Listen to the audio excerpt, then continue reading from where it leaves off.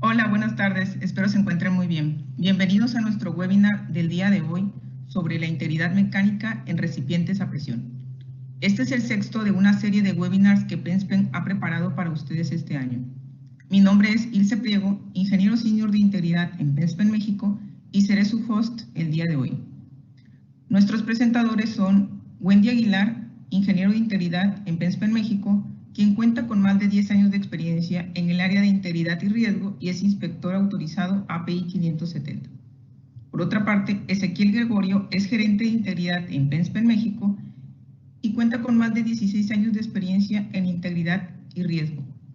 Es inspector autorizado API 510 y ha liderado y gerenciado diferentes proyectos en México y Sudamérica relacionados con la gestión de integridad de activos. Ambos han trabajado en diversos proyectos en México, Perú, Ecuador, Colombia y Chile.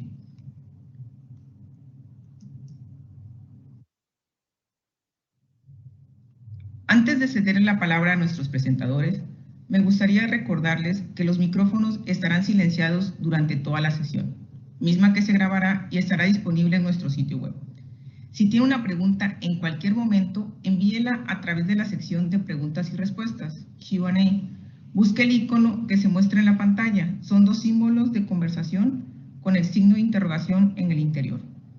Sin más preámbulos, les cedo el micrófono. Wendy y Ezequiel.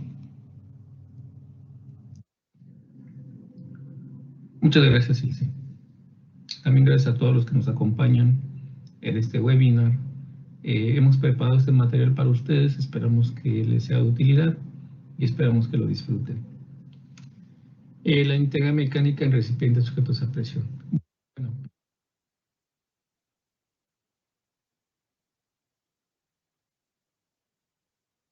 primero, siempre nos preguntamos qué es la integridad. En ocasiones nos preguntamos si solamente la integridad es hacer inspección, es definir qué es lo que tiene nuestro equipo, detectar esos mecanismos de daño que pueden estar presentes, o es hacer la evaluación y determinar la presión máxima, o es comparar ese espesor mínimo que detectamos contra el espesor mínimo requerido, o está también ligado a lo que es dictaminar si el equipo cumple o satisface algunos criterios de aceptación o rechazo. Prácticamente, hablar de integridad mecánica es hablar de algunos conceptos que se pueden interrelacionar. Sin embargo, ¿qué es la integridad? Es la capacidad que tiene un equipo para soportar cargas externas o internas. Como tal, la evaluación de integridad mecánica es el proceso que engloba las etapas que van de inspección, evaluación y el análisis para determinar si el equipo está en condición de continuar operando y poder diseñar un plan de mantenimiento. Perdón, prácticamente esto es un poco de lo que es la integridad mecánica, hacia dónde vamos a ir, y prácticamente la integridad mecánica no se define solamente en la etapa de la evaluación. Esto también puede definir, la integridad se va a definir desde la etapa de diseño, desde que concebimos el proyecto, desde que vamos a diseñar una planta, vamos a diseñar un equipo. Entonces, desde ahí parte cómo debemos de asegurar la integridad mecánica de nuestros equipos. ¿Por qué? Porque tiene que ser basado sobre un código o un estándar reconocido que contemple todos esos factores de seguridad, que contemple esos materiales adecuados, que contemple las características para ese tipo de servicio u operación a la cual vamos a someter a nuestro equipo, y que también viene la etapa de construcción, donde también es importante asegurar la integridad. ¿Cómo la vamos a asegurar? Lo mismo, igual que en el diseño, tenemos que basarnos a un código de construcción, un código de diseño y construcción, tener personal calificado de acuerdo a los requerimientos de este código, llevar un control de calidad de acuerdo a los requerimientos del código, y que esto nos permita obtener un equipo con una certificación avalada por un ente.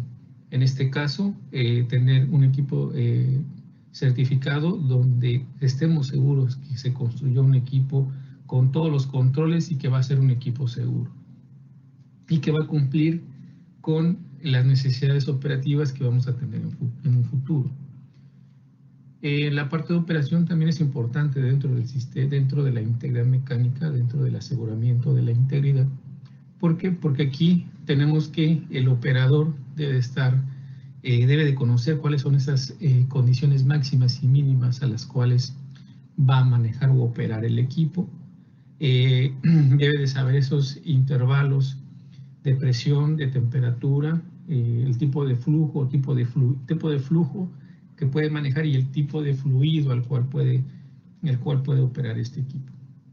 Entonces, prácticamente es importante también la operación en asegurar la integridad. Y otra parte importante es definir ese plan de mantenimiento. ¿Cómo vamos a hacer el mantenimiento? ¿Cómo hacer ese mantenimiento predictivo, preventivo y correctivo de nuestros equipos? Pues va a venir de la mano, va a venir desde la parte del diseño. Debemos entender cómo fue construido, cuáles son los materiales, debemos de saber también cómo ha estado operando, esas condiciones a las cuales ha estado expuesto el equipo, si ha tenido fallas, cuáles son ese tipo de fallas, que esto me permite definir un plan de mantenimiento en función de esos mecanismos o de esas fallas que han tenido los equipos y que podamos tomar acción de forma oportuna. En este caso tratamos en un plan de mantenimiento de definir esas técnicas y estrategias para evitar que tengamos una falla en nuestros equipos. Prácticamente tenemos que revisar el diseño, la integridad empieza desde el diseño, continúa en la etapa de la construcción o fabricación de nuestros equipos, está presente dentro de la operación y también es parte fundamental de un plan de mantenimiento de nuestros activos. ¿A qué llegamos con todo esto? Estos son etapas de un sistema de gestión. Obviamente PENSPEN empieza a promocionar los sistemas de gestión. Efectivamente, estas etapas para asegurar la integridad son parte de las etapas de un sistema de gestión de activos. Entonces, hacia allá va enfocado no solamente a hacer una evaluación de integridad, determinar presiones, espesores y vida remanente, sino que va enfocado desde que se concibe el proyecto hasta la etapa de mantenimiento. Entonces, ¿qué es un recipiente? Vamos a hablar de integridad de recipientes. ¿Qué es un recipiente? Es un contenedor diseñado y construido para resistir determinada presión interna o externa. Esta, claro, diferente a la presión atmosférica. Generalmente o siempre los equipos son diseñados bajo códigos o estándares, deben de estar construidos bajo un código o bajo un estándar. Generalmente aquí en México y en lo que es América, son construidos con el código ASME, en otras partes del mundo, en Europa, con los códigos de Inglaterra, los British Standard. En Japón con los Japanese Industrial Standard y otros códigos reconocidos para la fabricación de recipientes, diseño y fabricación de recipientes. Prácticamente todos los equipos deberán estar construidos bajo algún código de diseño que me asegure esa calidad en la fabricación y que vamos a tener un equipo seguro. ¿Por qué necesitamos los estándares? ¿Por qué se han diseñado los estándares? ¿Por qué esa preocupación por seguir siempre un estándar o tener una fabricación de equipos, diseño y fabricación de equipos bajo algo regulado? Porque prácticamente esto nos minimiza el factor o tener accidentes, ¿no? Entonces, esa es la necesidad que se tiene, es la necesidad que se tuvo desde hace muchos años, en por qué tener un código o estándares para la fabricación de equipos. Pues prácticamente esto viene desde finales del siglo XIX, comienzos del siglo XX, donde en Estados Unidos se tuvo una serie de fallas que fueron catastróficas, donde se tuvieron pérdidas humanas, daños a las instalaciones. Entonces se empezaron a preocupar por por tomar las primeras acciones para fijar esas bases de diseño y construcción de calderas en su momento.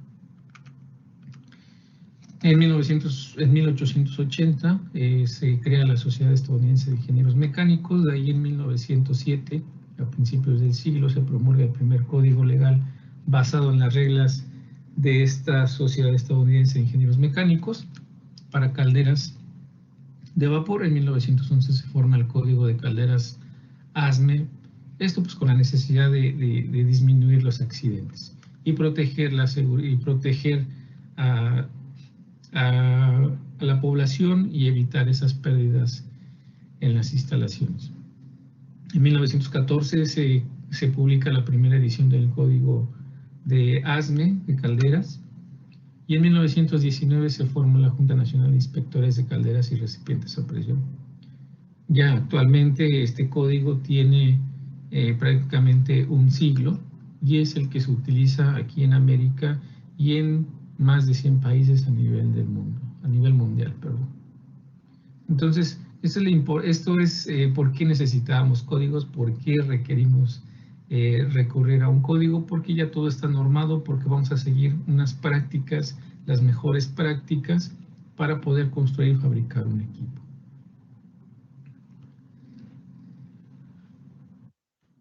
Bueno, ¿qué debemos de conocer para hacer la evaluación de un equipo? Pues prácticamente lo que comentábamos, la parte de diseño, la parte de fabricación, la parte de inspección y la parte de evaluación. Entonces, necesitamos conocer algunos códigos, algunas normas que me permitan tomar como referencia para poder hacer una evaluación de recipientes.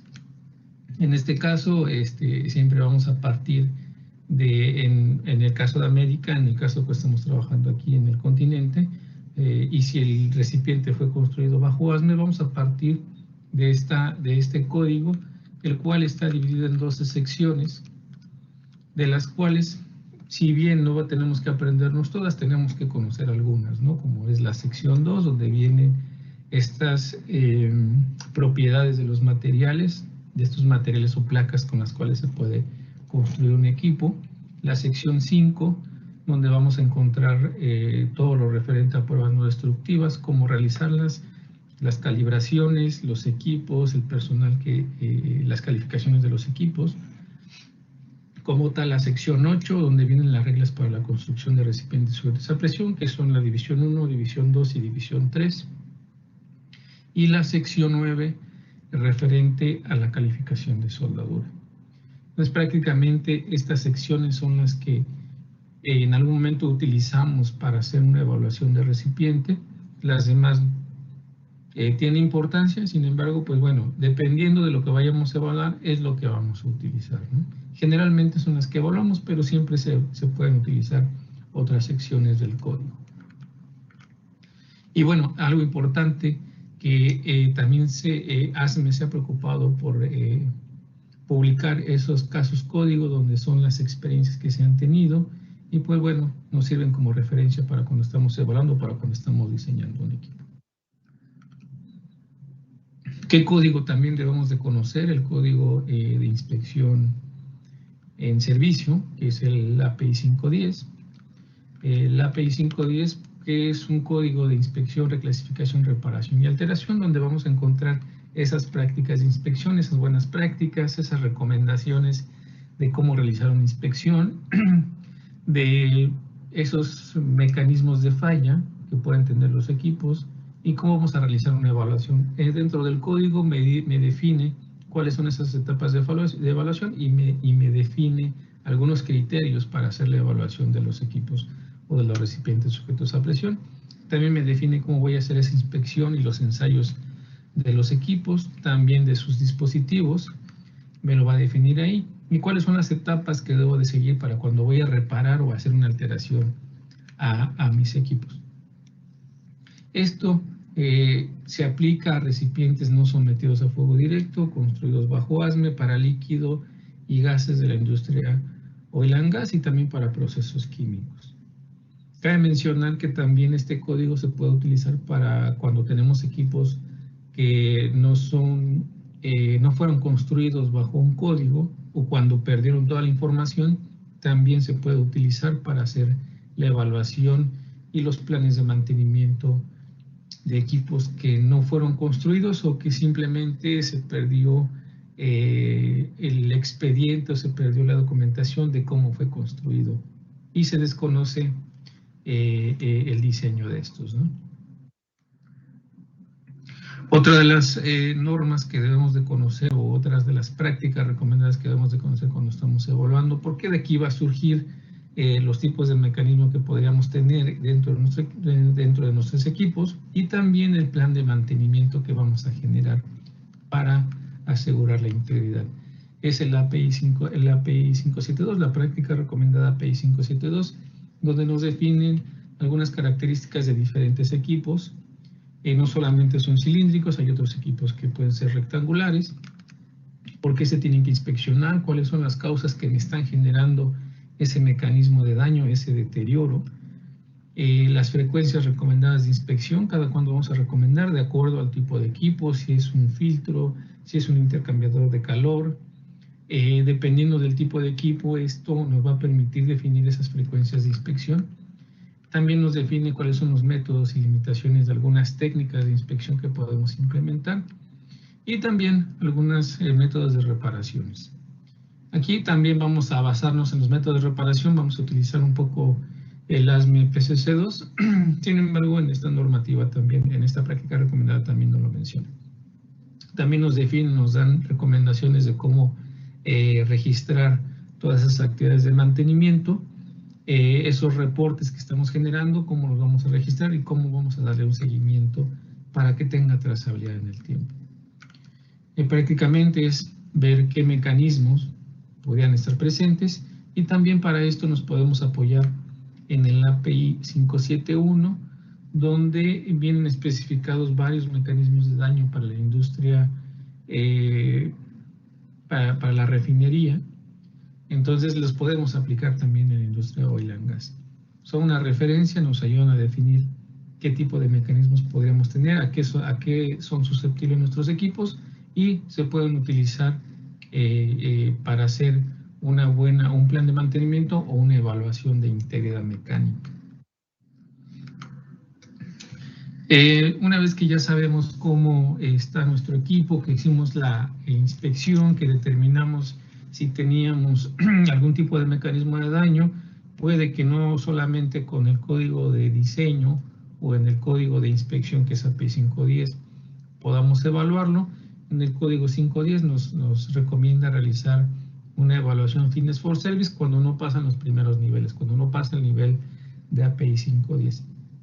¿Qué es el API 579? Pues es un estándar reconocido, es un estándar donde vienen procedimientos de evaluación de ingeniería, procedimientos para evaluar diferentes mecanismos de daño, como puede ser fractura frágil, pérdida de metal generalizada, localizada por picaduras.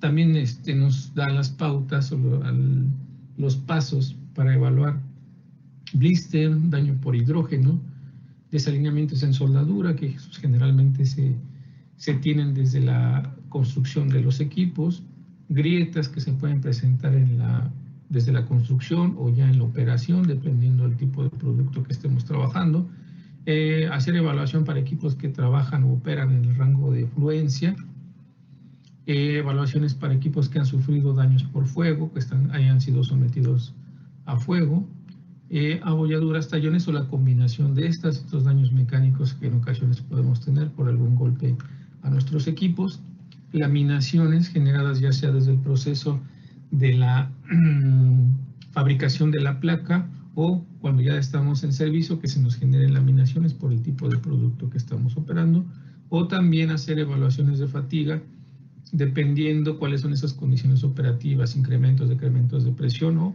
si estamos trabajando cerca de una bomba o si hay movimientos cíclicos en mi equipo.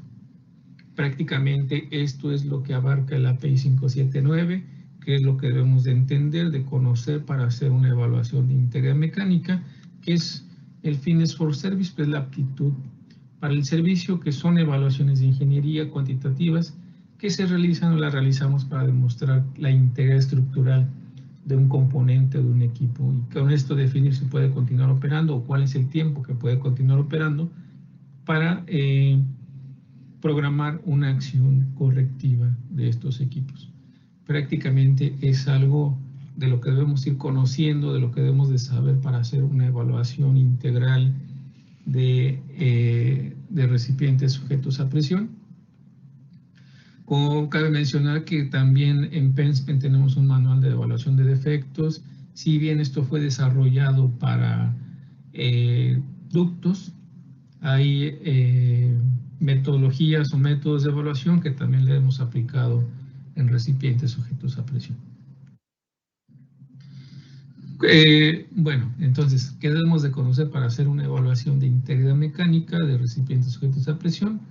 El código de diseño, el código de inspección, donde me va a dictar algunas pautas o recomendaciones de cómo tengo que inspeccionar, evaluar y cómo voy a llevar esas etapas de reparación o alteración de mis equipos. Esas prácticas de inspección para saber dónde, cómo y posiblemente también cuándo vamos a inspeccionar. Y este estándar de evaluación de aptitud para el servicio para cuando ya necesitamos llegar a otro nivel de evaluación. Eso de forma general no quiere decir que nos enfoquemos solamente a estos códigos. Hay otros códigos que también debemos de consultar, como lo comentábamos, el 571, ASME PCC2, que ya son un poco más específicos, pero sin embargo nos pueden dar un poco de orientación hacia cómo se está comportando nuestro equipo. También cabe mencionar que podemos utilizar normas NACE para definir esos mecanismos para saber si son susceptibles a presentar algún tipo de corrosión nuestros equipos en función de un análisis de corrosión. Entonces, esto es de forma general cómo vamos a empezar, cómo vamos a estructurar una evaluación de integridad, y ahorita vamos a ir viendo un poco más de esos detalles finos o esas recomendaciones que se tienen o que nosotros tenemos para ustedes para cuando estén haciendo una evaluación de integridad mecánica de recipientes sujetos a presión. Pero esto lo va a explicar Wendy en las siguientes láminas. Wendy. Bueno, y entonces, ¿cómo podemos definir la integridad mecánica de recipientes a presión? Podríamos decir entonces que es conocer el estado actual del recipiente, determinar las acciones a seguir para que la operación de este sea segura, siempre considerando los códigos de diseño, construcción, de inspección y pues la normativa del cliente. Y bueno, considerando también todo lo que nos explicó hace un momento Ezequiel, él nos decía que hay que considerar no solo la evaluación para determinar la integridad mecánica, no solo hay que considerar la evaluación de las condiciones actuales, hay que considerar también todo lo que implica el diseño, las condiciones operativas, cómo se inspeccionó, y de ahí en base a todo esto, hacer una buena evaluación para poder determinar un plan de mantenimiento y las acciones de mitigación acorde con el tipo de equipo. Bueno, en cuanto al diseño, ¿qué necesitamos conocer? En primera instancia, en el caso del diseño es, digamos que un desafío el hecho de que muchas veces nos encontramos equipos que ya tienen muchísimo tiempo dentro de una instalación o que ha sido movido de un lugar a otro, equipos del que casi no tenemos información. En estos casos hay que poner especial atención sobre los criterios que tenemos que tomar para saber de dónde vamos a obtener esa información o qué criterios vamos a asumir para no tomar ni valores tan conservadores ni valores que pudieran desestimar la evaluación. ¿Qué necesitamos conocer acerca del diseño? Pues el código de construcción, la especificación de los materiales, los espesores nominales, las eficiencias de junta, la presión de diseño y el año de construcción. ¿Cuáles serían las fuentes más confiables de donde podríamos tomar estos datos? Para mí o para nosotros siempre va a ser lo más confiable el data report o el formato U1A que trae el recipiente de diseño, la placa de datos, no la placa que haya pegado alguna otra persona o para que que hayan rotulado con pintura. No, la placa más confiable es la que trae el equipo, que es la placa de construcción de Y ya sea que tengamos el dossier de calidad del equipo, si pudiéramos obtener también la memoria de cálculo, sería una fuente muy buena de información.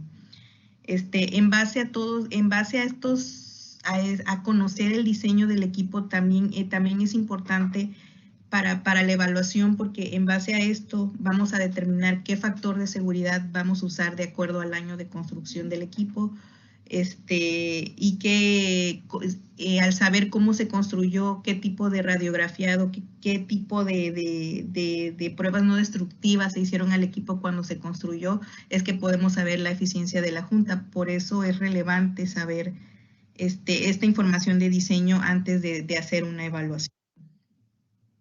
También es importante para esta evaluación conocer qué es lo que hace el recipiente o para qué se usa, ¿no? Si ya sea para almacenamiento, para proceso, también es importante conocer qué forma tiene el equipo, si es cilíndrico, ya sea puede ser horizontal o vertical, si es esférico, etcétera. Dependiendo de la forma va a ser el plan de mantenimiento, dependiendo de la forma van a ser los mecanismos de daño que pueden variar de uno a otro, dependiendo de estos factores.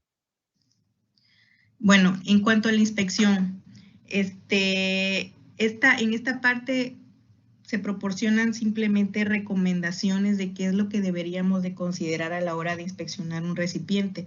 No es una ley, ya que pues cada empresa tiene, digamos que sus criterios o su filosofía para realizar estas acciones, pero pues aquí digamos unas cuantas recomendaciones. Por ejemplo, se nos hace relevante hacer una buena recolección de información, como ya les había comentado.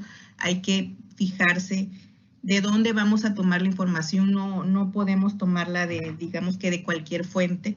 Y también deberíamos de poder realizar, en la medida de lo posible, un recorrido por la instalación para ver en dónde se encuentra ubicado el equipo dentro de la instalación y si no está sometido no está sometido a condiciones que pues no podemos nosotros identificar de una foto o de un reporte, por ejemplo, la vibración, ¿no? Antes de elegir las técnicas de inspección que voy a usar, debo determinar las amenazas, ya que tenemos que considerar que la inspección solo va a ser efectiva si la técnica elegida es adecuada para detectar el mecanismo de daño y la severidad de y muchas veces no se pueden realizar inspecciones internas. Si se pueden realizar inspecciones internas, mejor, pero si no se pueden realizar, se realizan inspecciones on-stream. Y digamos que como una línea base para el equipo, en primera instancia se podrían realizar inspección visual y medición de espesores. En el caso de la inspección visual, muchas veces la inspección visual solo la conciben para el equipo exclusivamente, es decir, para el cuerpo y para los casquetes. Y sí, el equipo es lo más importante, pero también sus otros componentes. Los otros componentes también ayudan a mantener la integridad del equipo. Por ejemplo, el estado de los soportes, el faldón, las silletas. Tenemos que mirar el estado en el que se encuentran porque muchas veces el faldón del equipo es el que se encuentra más dañado, más oxidado, más corroído, y esto pues podría provocar que el equipo se caiga, el equipo pierde estabilidad. El estado estructural también de los soportes de concreto. Muchas veces el concreto, pues ya el soporte de concreto, la mocheta se está cayendo.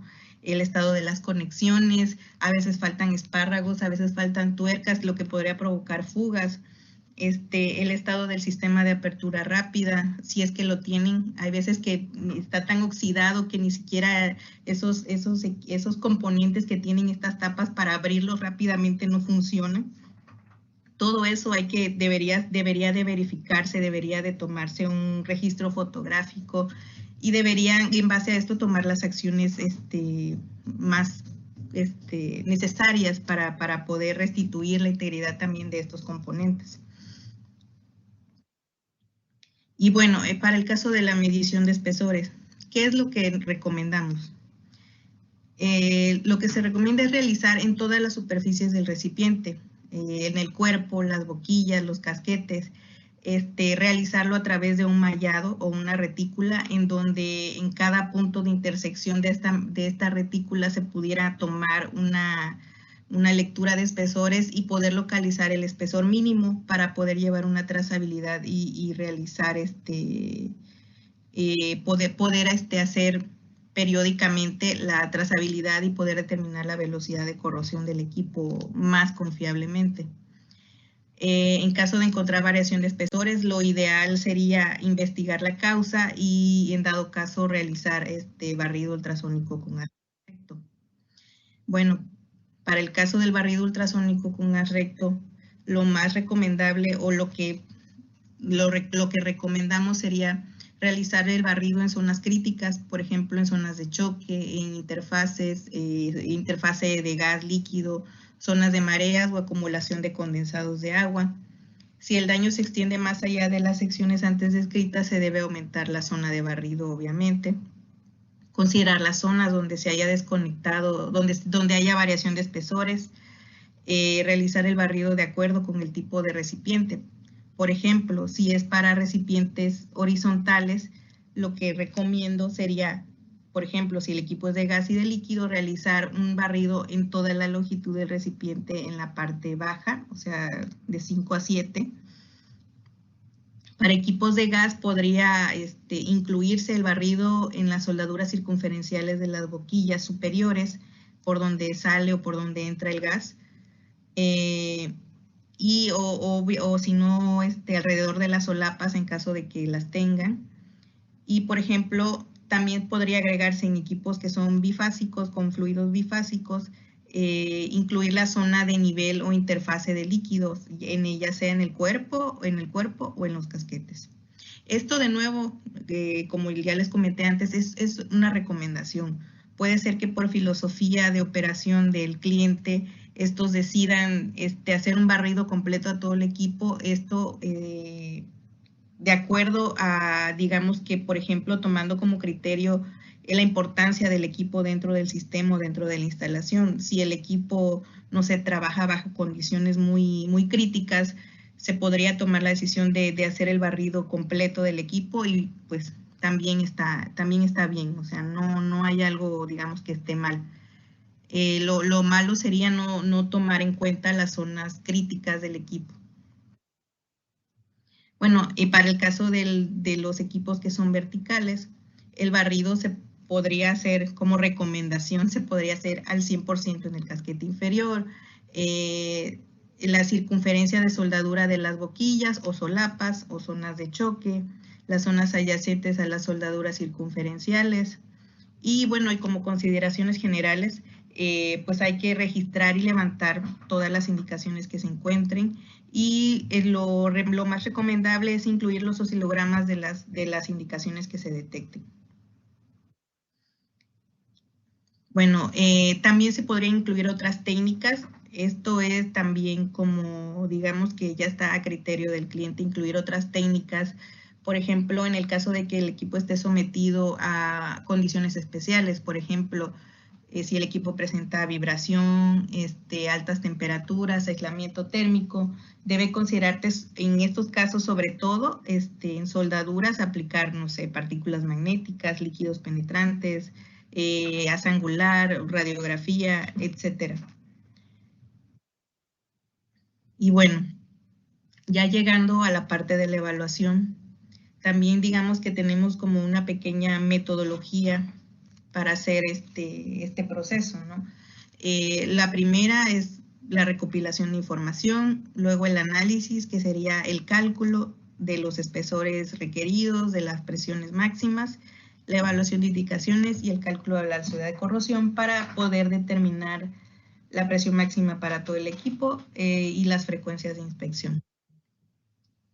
En el caso de la recopilación de información, ¿qué necesito? Digamos que todos los que ya les había mencionado antes, los reportes de inspección que se hayan realizado al equipo, las condiciones actuales de operación. Si tenemos inspecciones previas, también es una muy buena fuente de información para determinar velocidades de corrosión. Necesito saber cómo funciona el equipo, qué proceso tiene.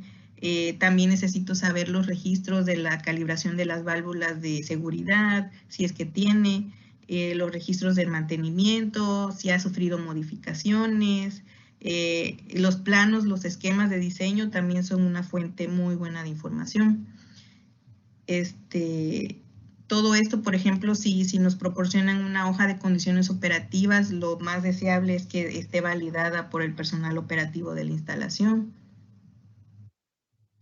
Y bueno, también nos enfrentamos, como ya les había dicho, al hecho de que no tengamos mucha información, pero en este caso podríamos recurrir a lo que establece la API 510, de acuerdo al tipo de equipo, de acuerdo al año de construcción del equipo, de acuerdo a los niveles de radiografiado. Si no tenemos información acerca de esto, podríamos tomar los criterios que establece API 510, que nos proporciona un tipo de material, nivel de radiografiado que podíamos usar para realizar los cálculos. Y bueno, ya llegando a la parte de la evaluación, API 510 nos dice que para determinar las condiciones actuales en cuanto a espesores requeridos y presiones máximas de trabajo, debemos acudir a las formulaciones del Código de Construcción, es decir, a las de ASME sección 8, división 1. Estas las podemos encontrar en la parte UG27, UG32, apéndice 1, UG34, UG36 o en el apéndice 1.10, dependiendo de qué casquete sea el equipo, de si es el cuerpo cilíndrico, si es esférico. Y bueno, y estas son en esta tablita yo les quise poner un resumen de las formulaciones más utilizadas, ya sea para espesor requerido, para presiones máximas, de acuerdo a lo que se quiera utilizar, ¿no? Ya sea de acuerdo a su diámetro interno o para los diámetros externos. Simplemente sería usar el espesor mínimo, el espesor mínimo que hayamos determinado de la medición de espesores y hacer la sustitución en las fórmulas. También podemos hacer uso de software especializados. Con estos también podemos checar el diseño del equipo, pero también lo podemos usar con ciertas consideraciones o con ciertas modificaciones que habría que hacer, pero se puede muy bien utilizar para determinar, para realizar la evaluación por condiciones actuales. Bueno, también necesitamos determinar la velocidad de desgaste o la velocidad de corrosión. Esta puede ser determinada a corto y a largo plazo, de acuerdo a lo que establece también API 510 en la sección 7. Por corto plazo, lo que necesitamos es tener una inspección previa, ya que esta formulación nos pide restar al espesor actual un espesor previo, es decir, de una inspección previa entre el tiempo que haya pasado entre cada inspección. Y por largo plazo necesitamos saber ya sea los espesores iniciales o los espesores nominales de cuando se haya construido el equipo. Y la fecha o el tiempo que haya pasado entre la fecha de construcción y la fecha actual o a la fecha a la que se esté evaluando. Si no tengo ya sea ni una inspección previa, ni tengo espesores nominales con que realizar el cálculo, ¿qué podría hacer? Puede calcularse o estimarse de acuerdo con equipos en servicio similar de los que sí tenga datos, o puedo realizar una inspección USTRIN a determinado tiempo de servicio. Bueno, para la evaluación de indicaciones, obviamente, primero tengo que identificar el tipo de indicación de que se trate.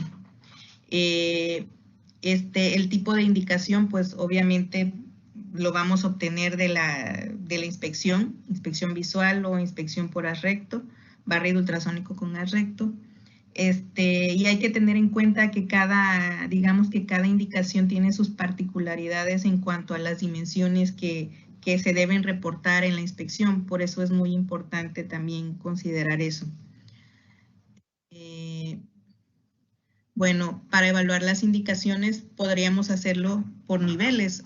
Primero podríamos realizar una evaluación tan simple como comparar el espesor remanente con el requerido para saber si la indicación sigue siendo aceptable, o podríamos ir más allá y hacer una evaluación por API 579, que es también como lo recomienda API 510, que se use este código para realizar la evaluación de indicaciones, aplicando la sección de API 579 que corresponda por el tipo de indicación. También es necesario calcular la presión de cada indicación y el TBR, obviamente, para indicaciones que dependan del tiempo, ¿no? Nosotros hemos realizado algunas herramientas para realizar esta evaluación de indicaciones, ya sea para corrosiones, para laminaciones, para abolladuras, que digamos que están enfocadas más que nada a recipientes para hacer digamos que este proceso más sencillo. También podemos apoyarnos de otros software. Hay muchos software especializados en API 579 que pudieran ayudarnos a hacer este proceso pues más sencillo. Bueno, después de la evaluación, ¿qué voy a considerar que está rechazado y qué está aceptado o qué está aceptado? Existen criterios dependiendo de varios factores, no es una ley, ¿no? Los criterios de rechazo, por ejemplo, para componentes sin indicaciones, puedo simplemente comparar la presión máxima que calculé contra la presión máxima de operación. Si la presión que yo calculé es menor a la de operación, pues el equipo es rechazado o el componente está rechazado. Cuando el espesor requerido sea mayor al espesor que yo medí en campo, también digamos que sería un criterio para rechazar el componente o el equipo. Para el caso de componentes que contengan indicaciones, ¿qué podría considerar? Si la presión que yo calculé para la indicación es menor que la presión máxima, sería un motivo para rechazar la indicación y determinar si el equipo puede seguir operando. Si la vida útil que yo determiné es menor o igual a 1 año, tal vez yo pueda decir que las indicaciones más allá o iguales al 80% del espesor de pared, yo las rechace por default, o puede ser que yo no acepte ni siquiera indicaciones del 70%, del 60%. Esto ya digamos que es a criterio de cada operador, de cada dueño del equipo. Las grietas en muchos códigos son consideradas como un defecto. Allí hay que determinar si es posible aplicar alguna técnica de reparación para que pueda seguir garantizando la integridad del equipo. Y bueno, en el caso de laminaciones, ampollas o combinaciones de defectos, pues ya necesitaríamos hacer un análisis más detallado. Esto, pues como ya les dije, son criterios que podríamos aplicar. A algunas personas les sirve, otras personas tienen otros criterios. Ya depende de lo que desee el cliente y de los objetivos que se busquen, ¿no?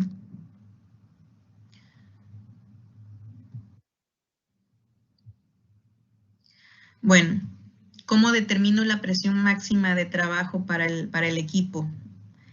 Tengo que considerar la presión de diseño, que es la que está indicada como tal en la placa de construcción o documento de diseño. Tengo que considerar la presión de los elementos sin indicaciones, es decir, la presión de los cabezales, la presión del cuerpo, la presión de las boquillas. Tengo que determinar la presión de las indicaciones, la que yo calculé para cada indicación. Tengo que considerar también la menor clase de las bridas instaladas en el equipo. Y entonces, ¿cuál va a ser la PMTP del equipo? La menor de todas. Digamos que al comparar todos estos datos, la menor presión de todas estas que les mencioné sería la PMTP del equipo. Y bueno, también debemos en la evaluación determinar los intervalos de inspección a la fecha de la próxima inspección. Esto se determina de acuerdo a API 510, que nos dice que no debe ser mayor a lo siguiente. Para la inspección visual externa no debe de exceder 5 años o la mitad de su TBR. Para la inspección interna o en su defecto inspección externa con pruebas no destructivas o la llamada on-stream, no debe exceder los 10 años o la mitad de su TBR. También podemos considerar lo que nos diga la evaluación de IBR, ya sea para extender estos intervalos de inspección que yo calculé, siempre y cuando pues sea revisado o aprobado por un ingeniero en recipientes o un inspector autorizado. Y pues también debemos de considerar la normatividad del cliente o la del usuario o la legislación aplicada a cada país. Puede ser que la legislación nos diga que tenemos que hacer inspecciones cada 5 años, como es el caso de México. Y bueno, una vez llegando a este punto, pues ya tenemos la evaluación, ya obtuvimos los espesores, las presiones de trabajo. Entonces, ¿qué sigue? ¿Cómo voy a administrar todos estos datos? ¿Qué voy a hacer con ellos? De esto a continuación nos va a hablar Ezequiel para ver cómo podemos darle un plus a todo lo que obtuvimos. Gracias, Wendy. Bueno, ya vimos esos tips para hacer la evaluación de los equipos, qué es lo que debemos de contemplar, qué es lo que debemos de tomar en cuenta cuando hacemos la inspección, qué debemos de tomar en cuenta cuando no tenemos información. Y bueno, llegamos al punto donde ya tenemos un resultado, donde ya sabemos cuál es la condición del equipo. Pero bueno, esto es solamente un equipo. En las plantas, en las instalaciones, tenemos varios equipos de los cuales tenemos que hacer un plan efectivo, diseñar un plan de mantenimiento efectivo que me permita siempre o que siempre con miras a optimizar ese presupuesto, a optimizar la inversión y saber qué voy a invertir en el año 1, a qué le voy a invertir. No vamos a invertirle a todos los equipos, vamos a invertirle dependiendo de esas necesidades, dependiendo de las condiciones actuales del equipo, vamos a hacer esa inversión a la inspección o al mantenimiento predictivo. ¿Cómo vamos a diseñar un plan de mantenimiento? Pues prácticamente identificar el equipo, como siempre, un censo del equipo, priorizarlo. ¿Cómo lo vamos a priorizar? Pues en función de esos resultados que nos acaba de explicar Wendy, en función de definir si el equipo es apto o no, qué mecanismo de daño presente puede tener, y también nos podemos basar en lo que es una inspección basada en riesgo. Esto no lo hablamos aquí en este webinar. Vamos a preparar un webinar donde vamos a hablar acerca de la inspección basada en riesgo, esperemos tenerlo pronto, y vamos a explicarles un poquito de cómo realizamos esa inspección basada en riesgo y cómo se complementa con esta evaluación de integridad y cómo en conjunto vamos a diseñar un plan de mantenimiento. También, como lo que estábamos viendo, diseñado en función de los resultados del análisis de integridad, de esa priorización que podemos hacer, definir esas técnicas de inspección, definir cómo, cuándo y dónde lo vamos a inspeccionar. ¿Qué significa esto? Optimización de recursos. ¿Qué es lo que siempre buscan nuestros clientes? Saber cuáles son los equipos que deben inspeccionar, cuántos van a inspeccionar en el año 1, en el año 2, en el año N. Siempre con miras a optimizar esos recursos, siempre con miras a que optimicemos y que también de la misma manera aseguremos la integridad. Entonces, ¿cómo lo hacemos? En función de esos niveles de riesgo, en función de esos resultados de integridad mecánica, definimos la priorización. Aquí lo vemos, este dashboard lo vemos en función del nivel de riesgo. Esto fue basado de una inspección basada en riesgo y definimos cuáles son los equipos que tienen la cantidad de equipos. Aquí simplemente es un dashboard donde vemos la cantidad de equipos a nivel de riesgo, cuántos vamos a inspeccionar en los diferentes años que tenemos, qué le vamos a hacer a cada uno de los equipos. Aquí son 28 equipos que le vamos a hacer estas 4 técnicas, sin embargo, pues pueden ser otras, ¿no? Podemos tener diferentes equipos. Y el porcentaje de avance que tenemos. Entonces, esto me permite darle un seguimiento, me permite saber qué recursos debo de disponer o qué recursos requiero para hacer la inspección, cuánto voy a inspeccionar en cada año, ¿no? Siempre estamos buscando la optimización de los recursos, entonces creemos que esta es una de las mejores formas de optimizar recursos y que a los clientes les ha dado resultado cuando implementamos un plan de mantenimiento bien enfocado, bien diseñado, que me permita no gastar mucho dinero, ¿no? Ya vimos el dashboard, ya vimos cómo nosotros planeamos esas actividades, cómo les damos seguimiento, pero también es importante ese seguimiento puntual que deben de tener los equipos. Ese seguimiento que es acorde a el tipo de recipiente, donde nosotros hemos trabajado con cartas de mantenimiento, le llamamos así, donde definimos cuáles son esas características de los equipos, el nivel de riesgo, si es que lo tenemos, y definir todos los elementos que tengan una trazabilidad en el tiempo que me permita definir esas actividades de inspección que le voy a hacer y que yo pueda tener una trazabilidad, que pueda tener un comparativo con los previos y que siempre podamos estimar esas velocidades de corrosión. Aquí nosotros definimos los MLs para darle esa trazabilidad o ese seguimiento a la velocidad de corrosión, y definimos zonas puntuales donde tenemos que inspeccionar. No tenemos que hacer la inspección de todo el equipo al 100% porque eso se nos eleva el presupuesto, es algo que siempre nos piden optimizar. Entonces, esta es la forma que también está dentro del sistema de gestión, que también es parte del proceso del control del cambio y está en el proceso del sistema de gestión. Bueno, esto es lo que tenemos con respecto a ese plan de mantenimiento predictivo, pero sin embargo sabemos también que los equipos pueden necesitar de realizar algunas acciones correctivas, algunas reparaciones y continuar operando. Entonces, 579, API 510 me recomiendan que vaya a ver ASME PCC2 para tener algunos métodos de reparación. Entonces, es importante también conocer un poco acerca de este código, saber que nos recomiendan algunos métodos de reparación, tanto para recipientes como para tuberías, el cual pues podemos tomar como referencia para cuando hagamos una reparación. Pero algo importante, que cuando vayamos a hacer un plan de mantenimiento correctivo, que tengamos toda una estrategia para reparar el equipo. No solamente es agarrar, vamos a soldar y no sabemos ni qué vamos a hacer, ¿no? Necesitamos hacer un plan bien definido, hacer un plan estratégico, primero verificar la ubicación del daño, las dimensiones, que esto me permita ya tener un plano de reparación donde me va a permitir definir esas zonas que vamos a reparar, la cantidad de materiales que vamos a necesitar y que sea una referencia para las personas que van a hacer la reparación en sitio. Entonces necesitamos elaborar un plano de reparación. Necesitamos también revisar que los materiales que vayamos a utilizar en la reparación tengan un certificado que sean compatibles con los materiales de nuestros equipos, y que también tengamos ese certificado que me va a validar que es un material de acuerdo a lo que de acuerdo a nuestro equipo.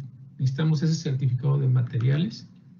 También importante tener el procedimiento específico para esa reparación, específico para ese equipo, para esos materiales. Tener también la calificación de los soldadores, que las personas que van a soldar hayan sido calificadas bajo un procedimiento, al cual vamos a reparar. Y de ahí darle un seguimiento, un control de calidad a todo lo que vamos a hacer, cuando vamos a preparar la alineación de las juntas, cuando vamos a colocar el parche, cuando vamos a colocar la boquilla, si es que la estamos sustituyendo. Hay que tener en cuenta que hay que hacer un control de calidad, y después, tanto cuando vayamos a hacer la soldadura o colocar el elemento, y también después de colocarlo, hacer una prueba no destructiva, hacer esa inspección para verificar, mejor dicho, si la soldadura fue bien aplicada. Y de ahí, bueno, algo también muy importante que debemos de tener en cuenta es la aplicación del recubrimiento, ese control de calidad en la aplicación del recubrimiento, porque muchas veces tenemos equipos que los estamos reparando por la parte interna, entramos, reparamos y no sabemos cuándo vamos a regresar, no sabemos cuándo va a estar disponible. Entonces es importante que tengamos presente ese control de calidad en el recubrimiento, que me asegure que mi equipo me va a durar lo que tenemos contemplado, ¿no? Ya que hicimos una reparación, ya que hicimos una inversión, pues prácticamente también es importante que el recubrimiento anticorrosivo sea bien aplicado. Y finalmente, pues tener un expediente donde me permita saber todo lo que le hicimos al equipo desde que lo diseñamos, desde que diseñamos la reparación los materiales empleados, el personal que hizo la reparación, que esto es parte del sistema del control de cambio, sigue siendo parte del sistema de gestión de los activos, este control del cambio, esto que hemos hecho a nuestros equipos, tenerlo disponible para toda nuestra instalación y que sepamos qué hemos hecho, porque de aquí también podemos obtener información importante cuando querramos reparar otro equipo y veamos si fue una reparación exitosa o no. Si nosotros llevamos todos estos puntos, claro que vamos a tener una reparación exitosa. Entonces, prácticamente aseguramos también aquí en esta parte de mantenimiento correctivo la integridad mecánica. Y pues bueno, por nuestra parte creo que es todo. Esperamos que esto les haya servido, que esto les dé bastante información para sus actividades día a día o para cuando vayan a hacer tipo de evaluación de integridad mecánica. Y pues bueno, a nombre de PENSPEN, a nombre de todo el equipo que trabajamos aquí en PENSPEN, les damos las gracias, ya que todo esto es producto del trabajo en conjunto, de las actividades, de los servicios que hemos hecho, de ese empeño que le pone cada uno de los colaboradores que tenemos aquí en PENSPEN. Y pues bueno, aquí lo estamos plasmando entre Wendy y yo, pero sin embargo, pues es producto de trabajo de muchas personas. Y pues muchas gracias. Si tienen alguna duda, comentario, estamos aquí a sus órdenes y muchas gracias.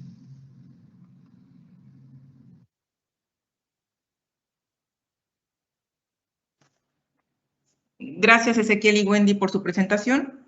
A continuación, voy a hacer algunas de las preguntas que nos llegaron a través de la sección Q&A.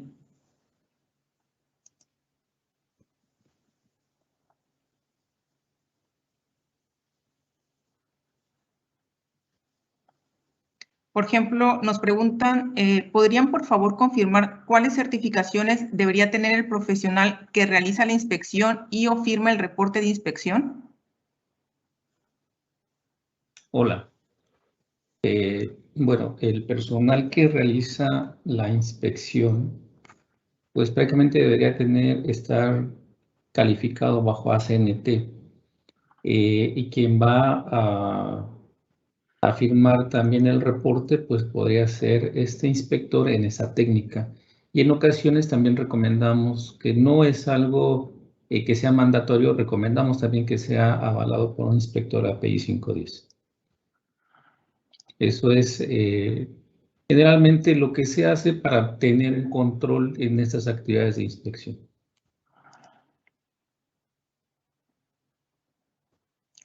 Gracias, Ezequiel. También nos preguntan, ¿en qué caso consideras que no se aplica el cálculo de PMT y TBR de las indicaciones?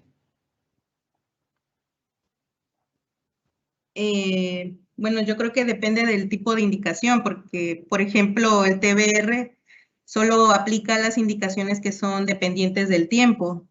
Por ejemplo, corrosión. No podría aplicar, no sé, a una bolladura o a un daño caliente que se considera que no va a crecer a lo largo del tiempo, ¿no?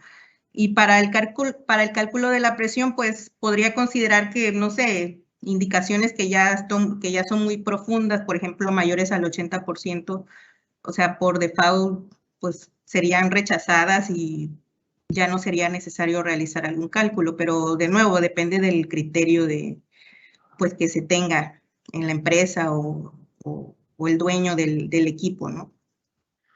Claro, también depende del código que estemos aplicando, de esos criterios que estemos tomando como referencia, ¿no? Que son las normas y códigos. Y en algunos casos también podemos establecer un tiempo de vida remanente para esas condiciones cíclicas, pero son evaluaciones un poco más detalladas donde utilizamos otras herramientas, ¿no? Gracias, Wendy, Ezequiel. También nos preguntan si el IBR debe de contemplar los recipientes. Sí, generalmente todos los equipos que están dentro de una instalación deben de estar contemplados. No solamente tuberías, no solamente tanques, también los recipientes sujetos a presión deben de estar considerados dentro de un IBR. ¿Y recomiendan establecer un sistema de gestión de integridad de recipientes?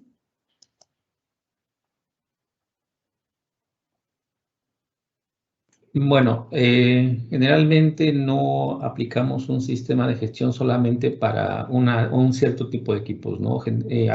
Implementamos un sistema de gestión para toda la instalación, para toda la red de tuberías o para toda la red de ductos o para lo que son nuestras instalaciones que están incluidos, como decíamos hace rato, tanques, tuberías de proceso y recipientes, todos están incluidos deben de estar incluidos en un sistema de gestión de instalaciones.